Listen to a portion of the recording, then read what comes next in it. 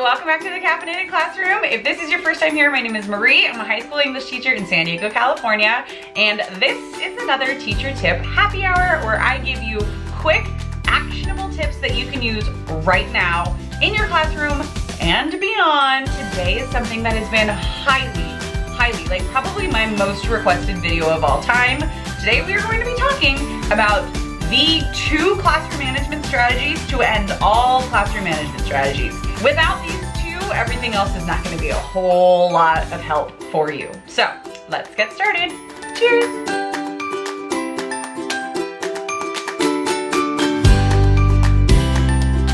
Okay, today, like I said, we are going to be talking about the 2 pivotal classroom management strategies, dare I say holy grail classroom management strategies that once these are put into place, everything else is just so much easier. These are the places to put your time, energy, and focus when looking at a behavior management or a classroom management plan, whatever you want to call it. Let's just get into it. The first thing that I want to talk to you about today has been kind of a buzzword in the education world, in edubabble, but it's for a good reason, and I have to tell you it's not going anywhere. It's not one of those flash in the pan, trendy sorts of education devices that comes and goes, and it is building relationships. Teacher-student relationships are so vital to true, honest learning happening in a classroom, both academic learning, social, emotional learning, all of it. And it's not just like anecdotal evidence. There is actual data to support this. In fact, I did a little bit of research, you guys. Why? Because I'm kind of a research nerd.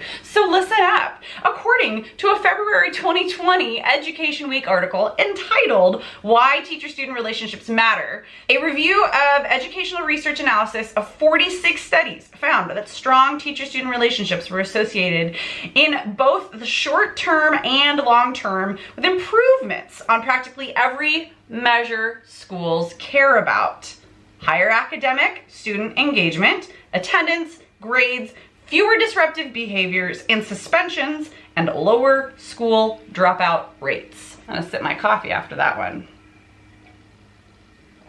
Okay, so while this article also does acknowledge one of the biggest misconceptions that I have heard and experienced as a classroom teacher, which I still am, so like I hear about it on campus or even out in the world, it is a huge misconception that teachers and educators who focus first on relationships before like content, that it's like all a front and it's because of some sort of a gap in knowledge or some sort of a lack in expertise in the content area, and or like some other bogus reason that who really cares. I just have to say, like, we have to debunk that myth because, quite frankly, teachers and other educators who are focusing on relationships first know that it matters. They know that it matters for learning. They know that it matters for teaching a whole student, not just their content knowledge. The fact of the matter is that teachers and other educators who take the time to build true relationships with their students, they see decreases in academic apathy. They see decreases in behavior problems. They see increases in achievement, both social, emotionally, and academically. So all of these things are bonuses, and you're like, okay, great, I get it. How do I build relationships? Well, I'm gonna tell you how. Let's talk about a couple really simple ways to build your one-on-one relationships. It doesn't have to take all your energy, it doesn't have to take all your time. It's actually quite natural. But the first thing I need to say about building relationships is that it needs to be done authentically. Teenagers especially, but I would say children of all ages, are like fakeness bloodhounds. They will sniff it out and they will remember it forever. One great way to build relationships with your students that is simple, it doesn't take a whole lot of time, doesn't take a whole lot of energy, is to focus on just a few at a time and bump up your number of positive individual interactions with students. One way to do this is maybe to say, okay, this week I am going to focus on 3 students in each of my classes, 3 students who are kind of on the fringe, who I don't really get to interact with that often, and I'm not gonna be fake, I'm not gonna be like, oh hey, how's your dog? I don't have a dog. Okay, I am going to instead just ask some questions or just find ways for 3 students every single day over 1 week to increase my number of positive personal or individual interactions. Okay, so like for my 3 classes, that's 9 kids that I have already made better relationships with who I might not have been able to interact with that way prior. The next week, I'm gonna choose 3 more, but I'm also going to continue my other relationships because it doesn't take that much time, it doesn't take that much effort, and once those relationships start to build and blossom, they like take on a life of their own, and the timeline moves forward and everything is just so much better. But a place to start is to just start with like 3 in each class. Another great way that does not take extra energy whatsoever, in fact, it takes less energy than normal, is to let your students see you as human. Let them see you fumble, let them see you mess up, let them see you think through something, let them see you be a person, because that person is going to be someone that your students can connect with and then start to look up to. If we as adults let our students only see that we have it together all the time, like what's that thing that you see on Instagram? It's like don't let everyone else's highlight reel make you feel bad about something.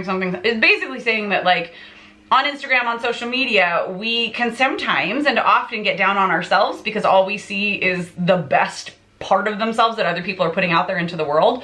Well, let's be cognizant of that and let our students see us as real human beings who can come face to face with adversity, deal with adversity, and still be professionals and still be an adult and still know what's going on, and like show them that that's a capacity that we have and here's how that I do that. That in and of itself will help students open up to you as the teacher, as an educator, automatically. There are so many other things. There are some gimmicks you can try. There are games you can play. There are a whole lot of strategies out there. There are some resources which I will link down below. Another great way to build relationships is to really just focus in on building classroom community.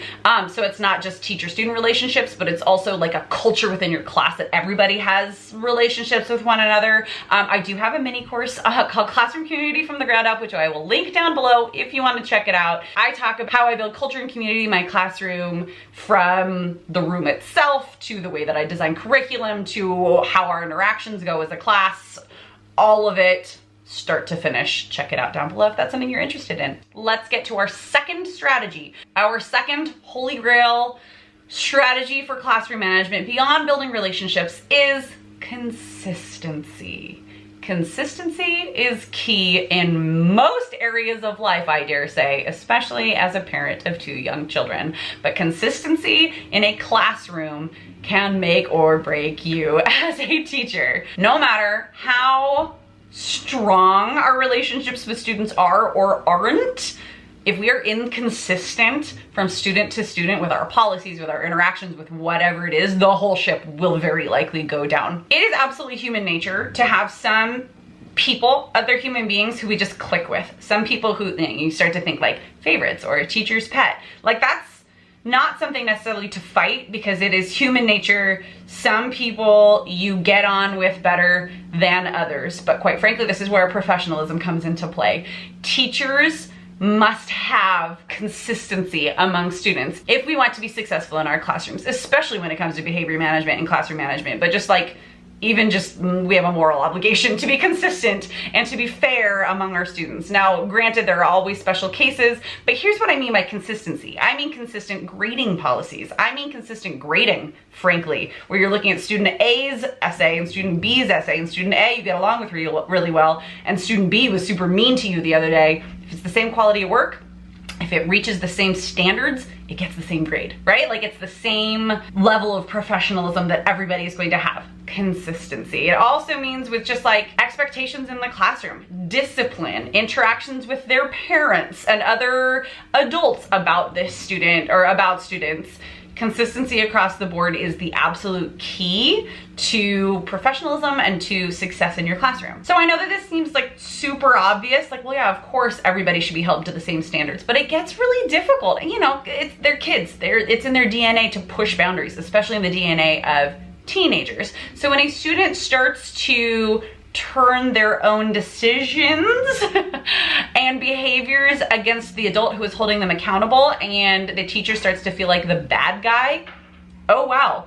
Quite frankly, the lesson that needs to be learned here is that their students are responsible for their own behaviors. If your expectations are consistent across the board and they are well communicated, then every single student needs to be held accountable for their own choices and behavior. Whether or not that makes the teacher into the bad guy doesn't really matter.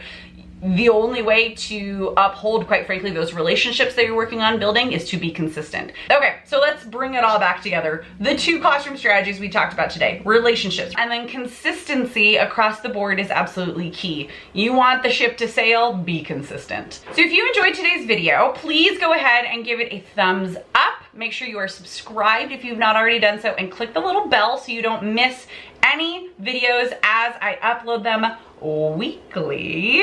And all of the resources that I mentioned, I will link down below, including some activities and different resources that I have for building community in your classroom and fostering those relationships.